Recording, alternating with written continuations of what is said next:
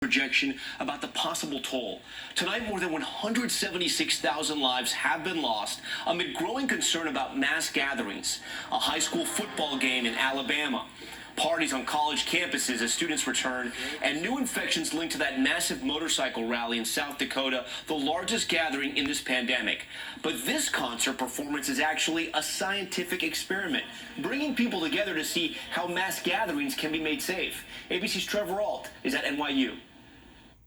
Tonight, President Trump claiming without evidence members of his own administration are intentionally delaying potential coronavirus vaccines until after the election, blaming the deep state or whoever over at the FDA and tagging Commissioner Stephen Hahn, who Trump himself appointed last year. This, as a modeling system used by the White House, projects nearly 310,000 Americans will have died from the virus by December, with more than 6,000 deaths a day if mandates continue to ease. People still don't believe it's true, but it's very real. In Texas, the Armijo and Pacheco families have lost 5 relatives, nearly 2 generations. It's kind of like a nightmare that we wish we could wake up from. Daily death counts now increasing in 25 states, Washington, D.C., and Puerto Rico, and authorities warn mass gatherings are triggering outbreaks, like this massive motorcycle rally in Sturgis, South Dakota earlier this month.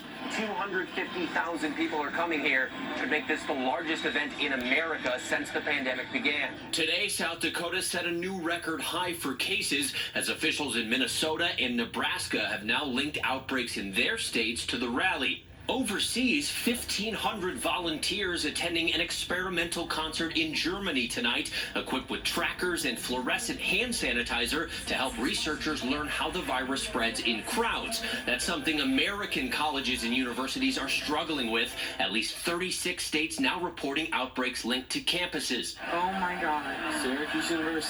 Syracuse University issuing a warning to students after reviewing videos of crowded parties like this. Tonight, 23 students are suspended. We have a lot of power here to either continue the virus or to stop it.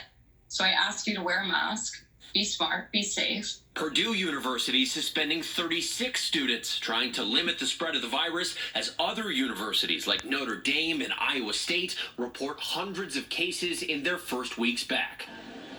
And Tom, at Notre Dame, amid that surge, university officials are rolling out what they call surveillance testing, randomly screening students for the virus. Right now, Notre Dame is one of hundreds of universities with only virtual classes. They're hoping this will help them safely return to in-person learning. Tom? All right, Trevor Ault from New York City tonight. Trevor, thanks. And from overseas now, one of Vladimir Putin's